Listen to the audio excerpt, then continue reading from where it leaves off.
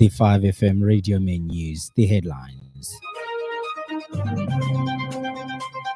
CSOs have opposed the introduction of the proposed non-government organizations bill 2025. Health Minister urges citizens to take kidney health seriously by promoting early detection. And Meta stops ex-doctor from promoting critical memoir. This bulletin is live on our Facebook, 5FM Radio Zambia, and YouTube, 5FM Radio Zambia. With the details, my name is Lance Sannie. A consortium of civil society organizations, CSOs, has urged the government to halt its desire to proceed with the introduction of the proposed non-government organizations Bill 2025, which lacks broad consensus and meaningful consultation with the very NGOs it seeks to regulate. Southern African Center for the Constructive Resolution of Disputes, SACOD Acting Executive Director Arthur Muyunda, says President Hakainde Hichilema and his administration must not repeat the mistakes of administrations such as the MMD and Patriotic Front (PF) attempted to impose statutory regulation of the media and non-government organizations. Mr. Muyunda has further commended the media for successfully resisting such attempts and standing firm against legislation that could be used to suppress independent voices. He says government's persistent push for regulatory control over civil society and the media reflects a broader attempt to stifle independent oversight and accountability. We call on conscious voices within the UPND government to intervene and stop the ill-advised bill, as was done in the past by astute leaders like former Attorney General Musa Mwenya, who prevented similar attempts under the PF regime. The government's approach to drafting this bill has been deeply flawed, with only a selected few NGOs being invited to discussions, a move that undermines transparency and broader stakeholder engagement. No small group should be allowed to sell out the entire NGO sector. Center for Young Leaders in Africa Executive Director Clement Ngoma has called for the amendment of the Constitution to increase youth representation. Mr. Ngoma says there is an urgent need to amend the Constitution to increase the number of youth, women, and persons with disabilities in elected positions. He says this would address their current underrepresentation at the councillor, mayoral, council chairperson, and parliamentary levels. Mr. Ngoma says the constitutional amendment process must adopt youth-friendly approaches, provide information in accessible formats, and ensure broad consultations and participation by youth and other marginalized groups. He has, however, cautioned against rushing into constitutional amendments with elections on the horizon, as this could compromise the process and its outcomes. Mr. Ngoma also noted the need to adopt proportional representation for youth inclusion. Globally, proportional representation has been instrumental in ensuring the inclusion of marginalized groups in governance. As the country joined the world in commemoration of World Kidney Day under the theme, Are Your Kidneys Okay? Detect Early, Protect Kidney Health, Health Minister Elijah Mchima has noted that kidney disease is an urgent and growing public health challenge both globally and here in Zambia. The minister notes that the theme is a call to action for everyone to take kidney health seriously by promoting early detection, prevention, and proper management of kidney disease. Dr. Mchima says many individuals remain unaware of their kidney health status until the disease reaches an advanced stage. He says early detection and preventive measures are critical in reducing the burden of kidney disease and improving health outcomes. Dr. Mchima says government therefore remains steadfast in the commitment of strengthening kidney care services across the country. He says dialysis services are now available in every province, ensuring that more Zambians have access to life-saving treatment. Dr. Muchima says government is also working towards expanding kidney transplantation services, offering hope to many patients in need of this advanced level of care. The Zambia We Want interim spokesperson Muhabi Lungu has reiterated the need for an independent external audit be done on the electoral register and the electoral process.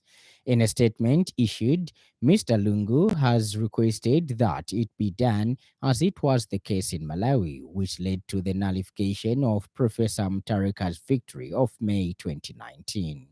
He says in the Zambian instance, the much needed independent external audit should be done before the elections of 2026 are held and not after. Mr. Lungu says prevention is better than a cure, adding that this will be important in order for all citizens to have sufficient trust and confidence in the register. He says, be it fair, reasonable, and humble, if these questions and concerns could be addressed by the Electoral Commission of Zambia in government, and that all stakeholders be called and have their reservations and suspicions allayed and put to rest. Another news trending this evening.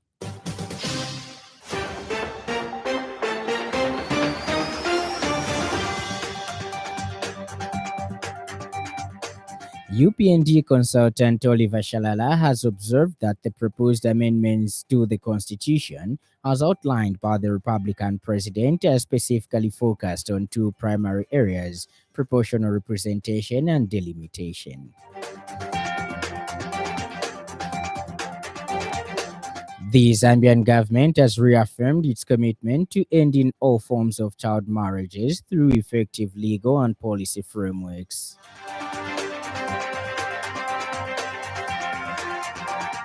Up next, the business news. 5FM Radio Business News. We mean business. Keep you current in commerce, trade, and industry, local and global. It's our business to keep you informed about business. The government, through the Road Development Agency RDA, embarked on the project to construct an acro bridge across the Litwikila River in Kanchibia district in Muchinga province. The works are being done in-house by the RDA Muchinga Provincial Office.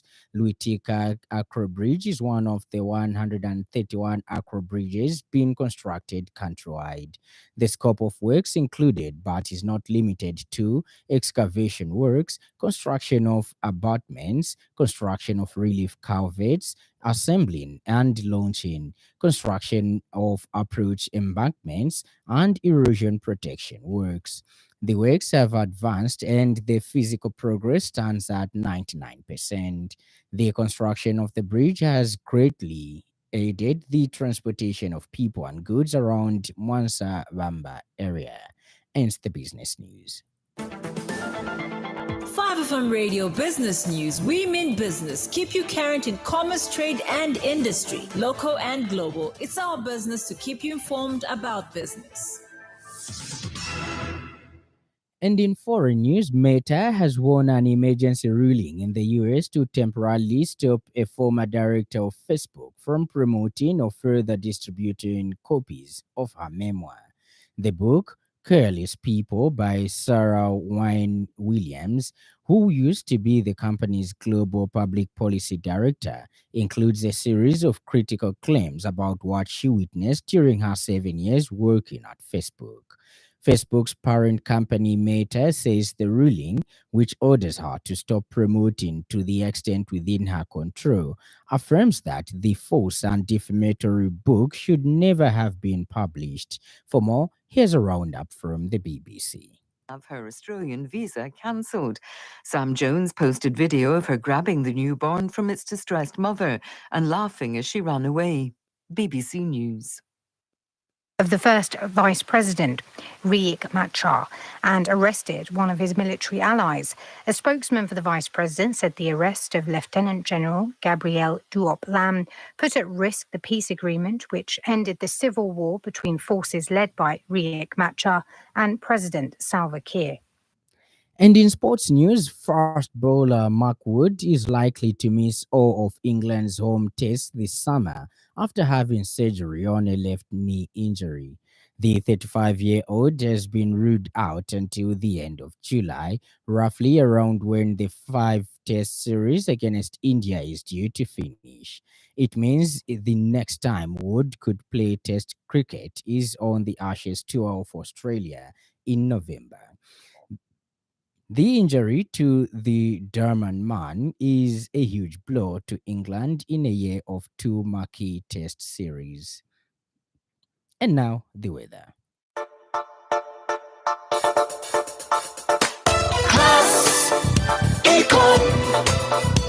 Class Econ Roofing Africa. Class Econ Roofing, plot 17100 off Katanga Road, 150 meters from Mumbwa Road, Chinika Industrial Area, Lusaka. Class Econ Roofing.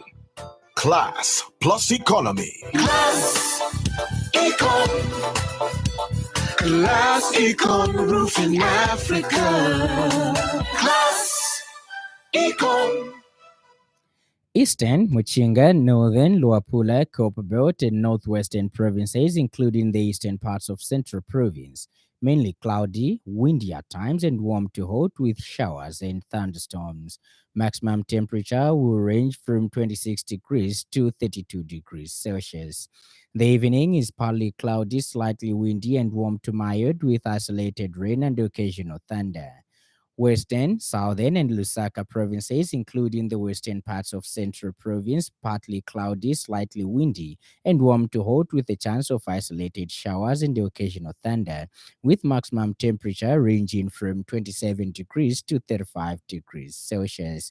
And this evening is partly cloudy, slightly windy, and warm to mild with isolated rain. Ends our weather report.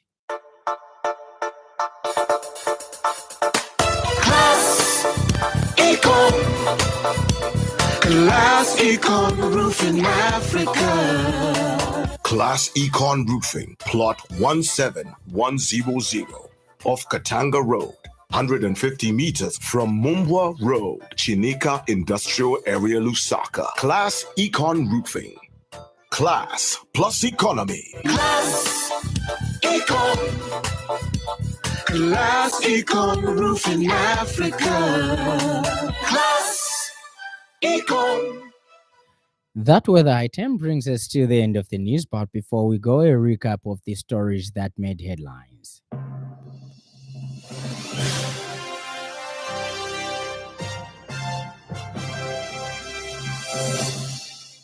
A consortium of civil society organizations, CSOs, has urged the government to halt its desire to proceed with the introduction of the proposed Non-Government Organizations Bill 2025, which lacks broad consensus and meaningful consultation with the very NGOs it seeks to regulate. As the country joined the world in commemoration of World Kidney Day, under the theme, Are Your Kidneys Okay? Detect Early, Protect Kidney Health, Health Minister Elijah Mchima has noted that kidney disease is an urgent and growing public health challenge both globally and here in Zambia. And finally, Meta has won an emergency ruling in the US to temporarily stop a former director of Facebook from promoting or further distributing copies of her memoir. For more news, follow us on Facebook, 5FM Radio Zambia. On behalf of the entire news crew and the technical department, thank you for listening to the happy world of 5FM. Stay safe and stay tuned to 5FM Radio. My name is Lance Sannie. Enjoy the rest of the evening.